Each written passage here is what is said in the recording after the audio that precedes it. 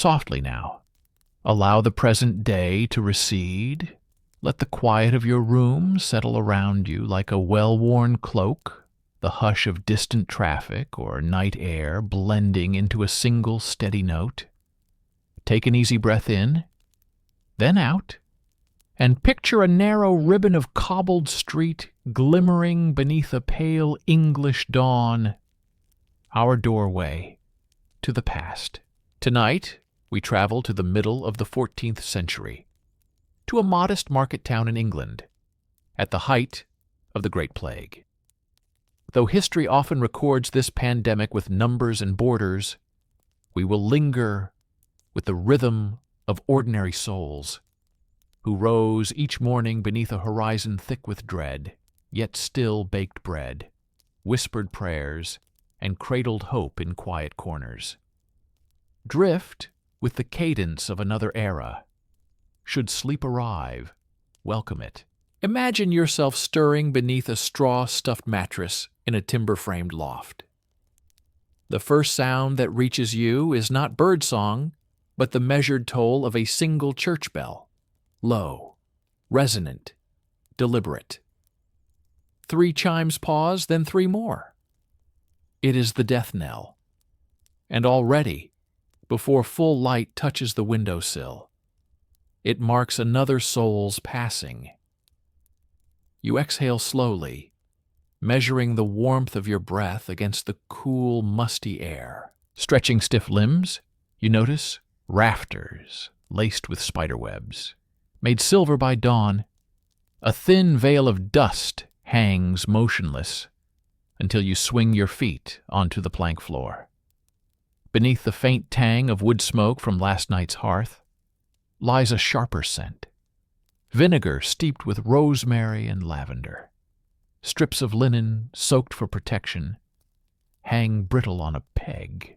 Down the ladder, you pass a row of tiny leather pouches, pomanders stuffed with cloves and juniper. Folk wisdom says their pungent bundles guard the body from plague mists. You tuck one inside your cloak, its sharp aroma mingling with the earthy smell of sheepskin. Outside, faint light washes over narrow lanes. Thin ropes stretch across certain alley mouths, nailed hastily to doorposts. They mark households under quarantine. To cross them invites fine or fury. A smear of red paint swings on one shutter. Lord have mercy. You walk toward the town fountain, clutching a wooden bucket. Cobblestones are slick with dawn dew and lye water poured nightly to scour surfaces. 2 cartmen pass, heads bowed, pulling a handcart draped in rough canvas. Beneath the cloth, a shape moves, not at all. Their destination is the churchyard outside the southern gate, where, by lantern light, open trenches wait. At the fountain, villagers keep careful distance. One elderly woman fingers a pewter crucifix. Another presses dried posies to her nose, wincing at the city's sour undertone of unwashed wool and smoke.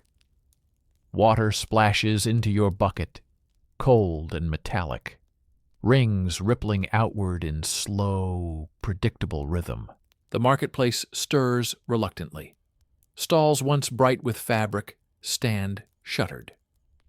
A town crier posts a fresh notice forbidding games or feasts. Nearby, a physician in dark robes and a leather beak mask consults a parchment list, recording new names added through the night. Back home, your family shares coarse barley bread and watered ale. Conversation is sparse. Rumors drift in from the street, of Italian remedies, of cats blamed, of a comet trailing ash white across the sky. Such whispers swirl like autumn leaves, unsettling yet inevitable. Work continues, hunger permits no pause. Your father, a cooper, heads to his workshop, tools clinking faintly. You sweep wood shavings, trim staves, and listen to the reassuring thunk of mallet on hoop. Yet even here plague intrudes. A half-finished barrel, its owner buried only yesterday. By late afternoon, drizzle begins. Rain slicks the cemetery path, where diggers labor in rhythmic silence. Waxed cloaks repel the damp. Cloths cover mouths. One swings a mattock, another steadies a lantern whose glow reveals clayey walls of a communal trench. Plank, rope, prayer, earth. No lingering. The bell will toll again soon. At dusk, rush lights flicker in windows, doors latch. You breathe night air tinged with peat smoke and burning resin. Inside, the hearth crackles. Somewhere beyond the walls, the church bell lifts its voice once more, slow, deliberate, unyielding. You pull your cloak tighter and lie down, straw adjusting beneath aching shoulders. The day's labors, the bell's lament, and the scented cloth at your throat mingle in a haze of weary resignation. Sleep, when it finally steals upon you, feels not unlike mercy. The night deepens, lantern flames gutter lower, and we turn to one particular voice shaped first by the warm scent of rising dough, and later by the cool hush of cloistered stone. Picture winding lanes of London in 1349, where Geoffrey rose before dawn to tend ovens near Cheapside. Hands dusted white with flour, he shaped loaves by feel, each carrying a quiet promise that tomorrow would come. Yet plague's shadow reached the bakehouse. Customers thinned, empty purses dangled, prayers replaced small talk. One sunrise, Geoffrey delivered alms loaves to St. Bartholomew's Church, passing chalk crosses and carts piled high beneath linen shrouds. The priest who greeted him lay feverish. The mayor pleaded for volunteers to ferry the sick and dig trenches in East Smithfield. Geoffrey stepped forward, first from duty, then from a deeper stirring.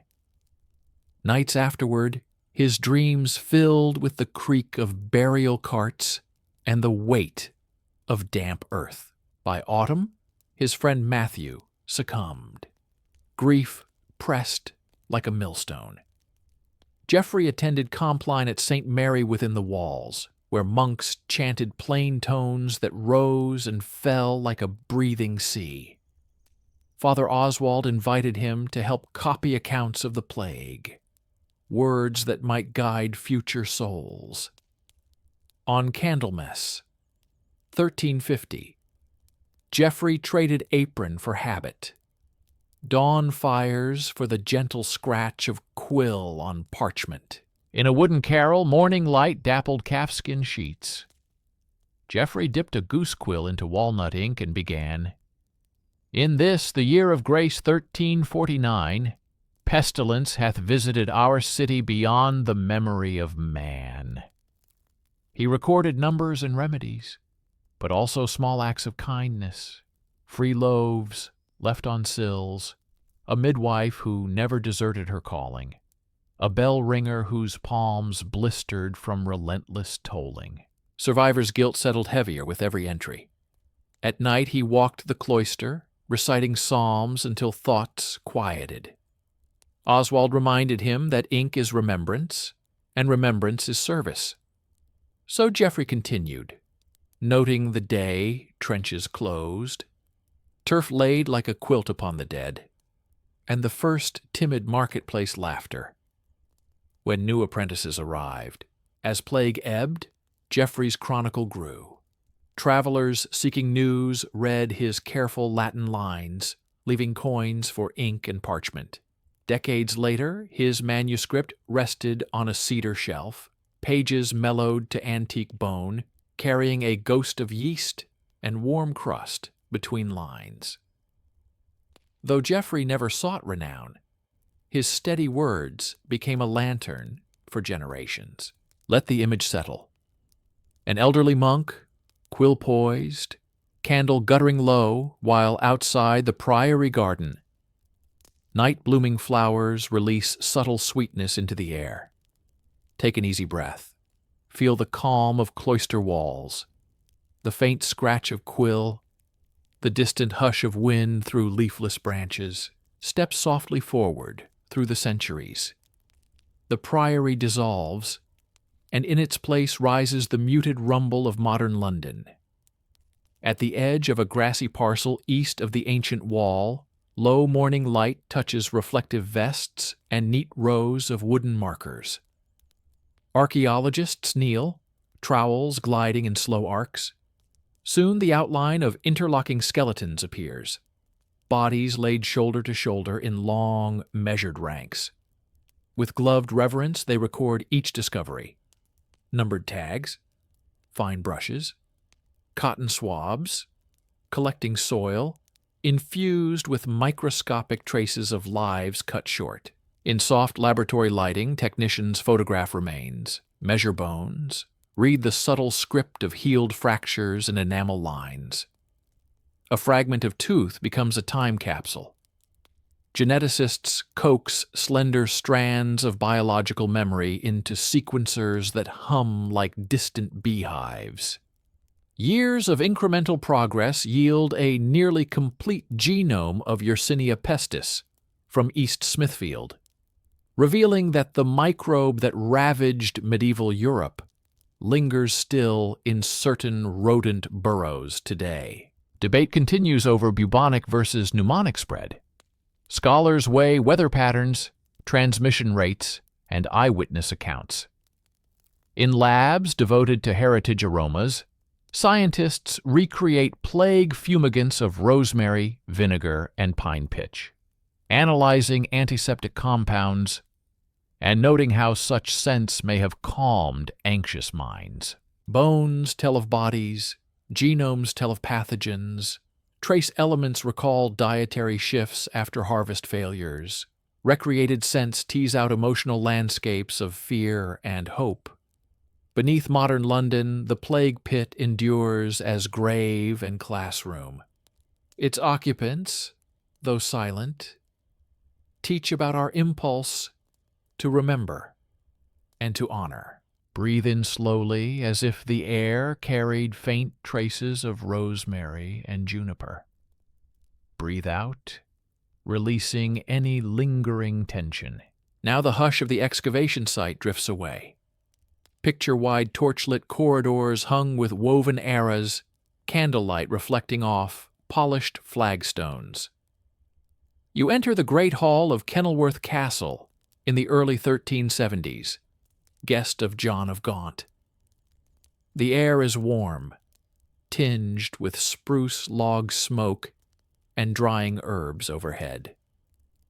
A basin of rose water shimmers for cleansing dusty fingertips. Soft notes of a rebec drift from the gallery. A long oaken board stretches beneath fine linen. Pewter trenchers, silver salts, and glazed jugs await. Stewards glide, laying trenchers of manchet bread. Sideboards groan beneath sugar paste castles and marzipan falcons, wordless declarations of power. Trumpets sound softly. The first course arrives. Pottage of almond milk infused with saffron and mace, a gentle glow of spice. Gascon wine fills goblets, ruby dark and smooth. Nobles in velvet wear black ribbons honoring those lost to the plague. Privilege holds its shadows. Labor is scarce, wages rise. A yeoman purchases oxen of his own. Social fabric stretches quietly yet irreversibly. Servants present roasted peacock, lamprey pie, quince paste.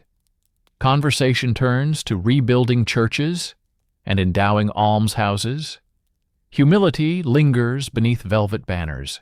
A soprano voice sings of St. Sebastian's courage. Each sustained note dissolves into timbered rafters, cradling the mind. Dessert arrives, wafers of anise, creamed cheese with honey and cinnamon, figs preserved in rose syrup. Warmed hippocras spreads gentle heat through fingertips and heart. Beyond the hall, Stable boys laugh softly while grooming destriers. A young yeoman forester counts saplings, his wages reflected in a fine leather jerkin. He represents a burgeoning class who, in plague's aftermath, grasped opportunity from devastating loss. Return once more to the great hall. Candles burn down to pools of molten gold. Smoke drifts upward toward dark beams. Permit that stillness to seep into your breath.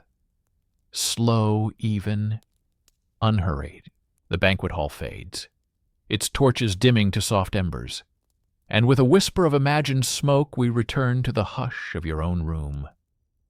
Notice the calm of your breath, the quiet that wraps around you, lighter than velvet, warmer than any hearth in stone walls. We have walked muddy lanes at dawn, stood beside a humble chronicler's desk, listened to the whisper of DNA in ancient bones, and dined beneath heraldic banners. Through every shadow moved a quieter constant, the human impulse to endure and to give meaning.